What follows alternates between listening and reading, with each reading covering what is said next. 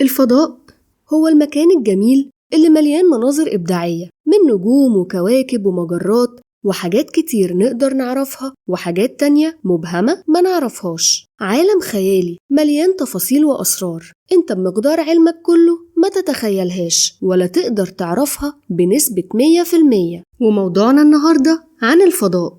وقبل بداية الحلقة عزيزي الخبير، أتمنى أكون قدرت أجمع لك معلومات كافية عن الفضاء تستفيد بيها. ولو أنت طالب درست علوم الفضاء أو مهتم بالفضاء فالفيديو ده هيفيدك جدا. وطبعا قبل ما نبدأ رحلتنا على السادة الخبراء ربط حزام الأمان عشان هنروح رحلة لأكتر مكان إبداعي وغامض. وأحب أشكر الخبير اللي اسمه هيطلع على الشاشة دلوقتي على فكرة الفيديو. جاهزين؟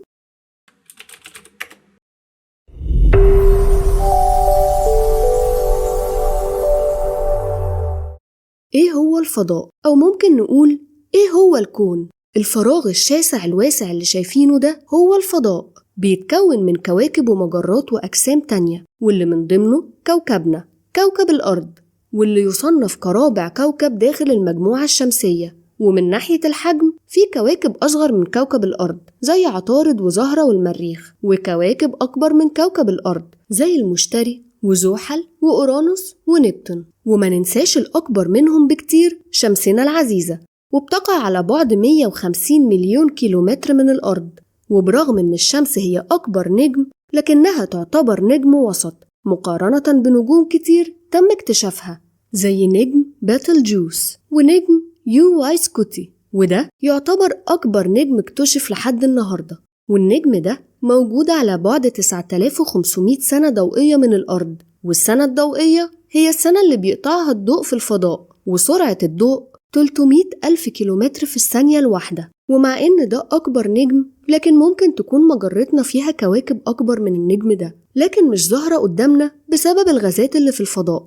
والمجموعة الشمسية بتاعتنا موجودة في مجرة درب التبانة أو الطريق اللبني، ومجرتنا فيها 100 مليار نجم زي الشمس، وأصغر منها وأكبر منها. والمجموعة الشمسية مش الوحيدة في المجرة، ده في حوالي 500 مجموعة شمسية تانية تم اكتشافها. وبما إن الفلكيين قدروا يكتشفوا عدد زي ده من المجموعات الشمسية بس في المحيط اللي حوالينا، فمتوقع عدد غير نهائي من المجموعات في مجرتنا بس. طب إيه هي المجموعة الشمسية؟ المجموعة الشمسية هي النجم وكل حاجة بتدور حواليه من كواكب وأقمار وكويكبات ومذنبات ونيازك بسبب جاذبيته. تعالوا بقى نتكلم عن المجموعة الشمسية وشوية حقائق غريبة على كل كوكب: عطارد، الزهرة، الأرض، المريخ، المشتري، زحل، أورانوس، نبتون. دي كواكب مجموعتنا الشمسية. عطارد هو أقرب كوكب للشمس، والسنة عليه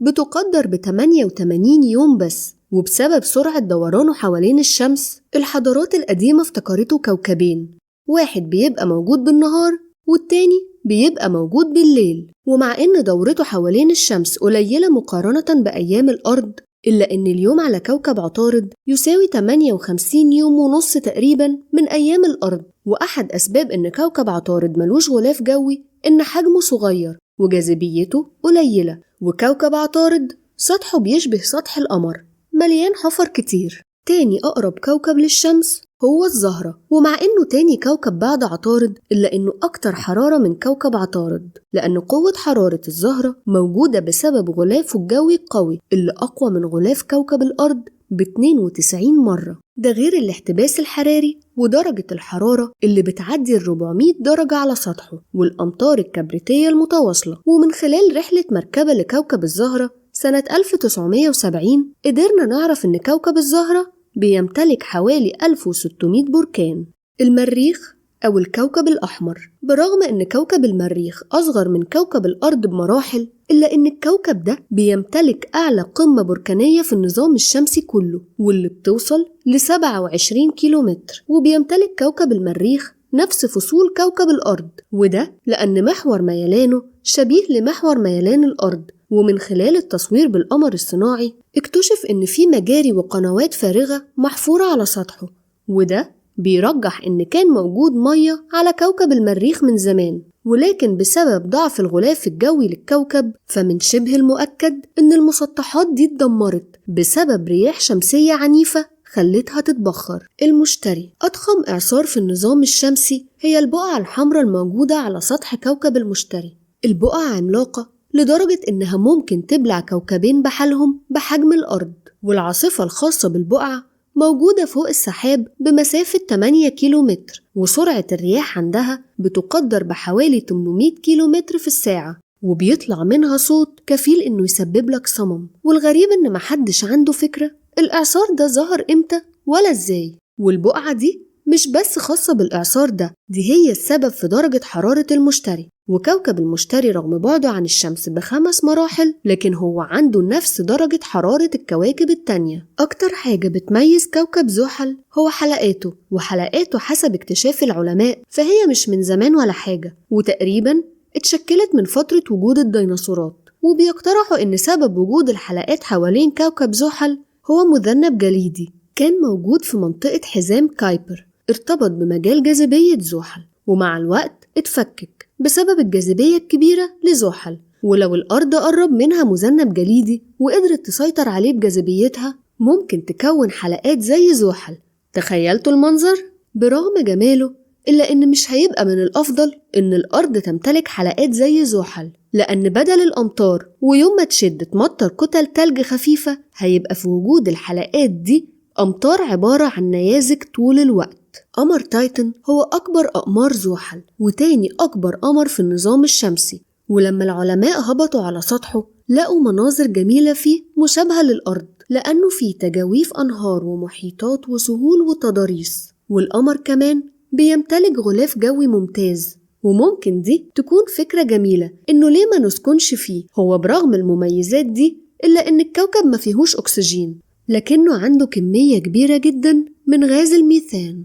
أورانوس هو سابع أبعد الكواكب عن الشمس وثالث أكبر كوكب في النظام الشمسي.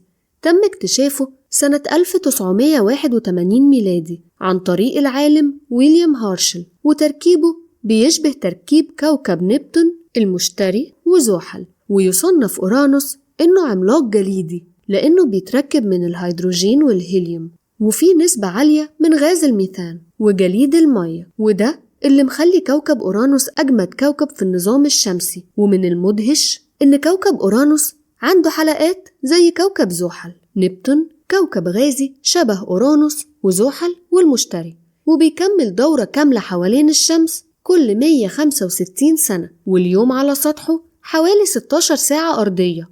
ودرجة حرارة الكوكب بتوصل ل 200 درجة مئوية تحت الصفر. والسبب إن كوكب نبتون لونه أزرق إنه بيحتوي على غاز الميثان بكميات كبيرة جدا.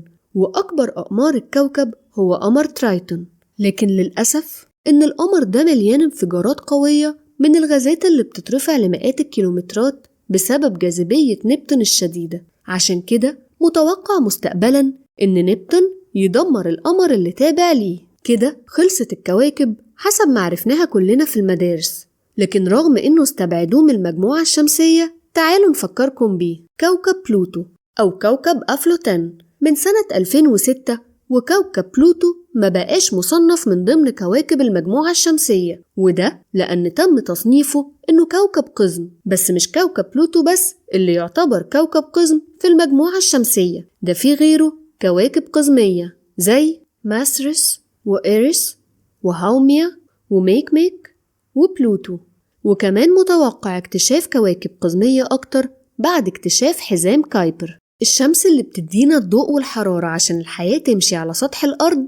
مش عاوزة أصدمكم بس لونها مش أصفر، احنا بس بنشوف اللون ده بسبب الغلاف الجوي لكوكب الأرض، لكن لو بصينا على الشمس من الفضاء هنلاقي لونها أبيض. بعد ما اتكلمنا عن حقائق النظام الشمسي وحكينا عن كل كوكب بالتفصيل، في حقيقة كلنا سمعنا عنها ومش متأكدين إذا كانت حقيقية ولا لأ: الكائنات الفضائية. مين فينا ما شافش أفلام فيها فضائيين وسمع عنهم؟ وممكن تلاقيهم في ميمز أو بوست معلوماتي على الفيسبوك أو شفت فيديو على اليوتيوب بالصدفة. بس هل فعلا في فضائيين ولا ده مجرد تخيلات عمقتها في ذهننا الأفلام وصدقناها؟ في الحقيقة وارد جدا يكونوا موجودين في مكان في الكون، لكن مفيش تأكيد على وجودهم لحد دلوقتي. لكن اللي نعرفه دلوقتي إن في كواكب فيها المكونات الأساسية للحياة زي المية السائلة على كوكب الأرض وغيرها من مكونات، يعني نقدر نقول إن الكواكب دي تصلح إننا نعيش عليها.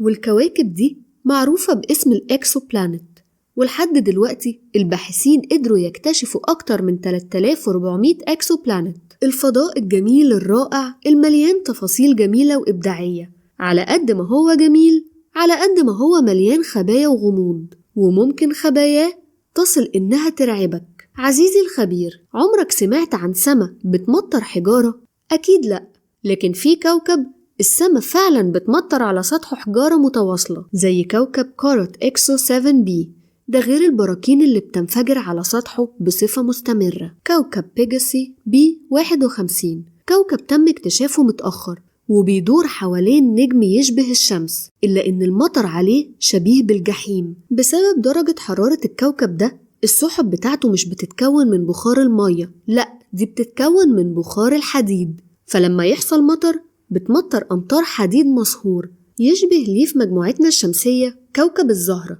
ولكن الفرق إن أمطار الزهرة أمطار حمضية، وده لأن كوكب الزهرة سحبه مكونة من حمض الكبريتيك. النيازك واحدة من الأجرام السماوية اللي بتدور حوالينا في كل مكان تقريبا، وهي عبارة عن أجسام من الحجارة بتتوجد من صخور الكواكب أو الكويكبات المدمرة في الفضاء. والنيازك 3 أنواع: نيازك حديدية ونيازك حجرية وكمان نيازك مختلطة من الحديد والحجارة. والنيازك ملهاش مواعيد في وقت وقوعها، يعني ممكن نيزك يضرب الأرض في أي وقت زي ما حصل في روسيا سنة 2013، وممكن يحصل تاني، ولكن ربنا رحيم بينا لأن في كوكب بيتفادى النيازك دي عننا، وهو كوكب المشتري، لأن عنده قوة جذب شديدة للأجرام السماوية زي النيازك والمذنبات والكويكبات الصغيرة.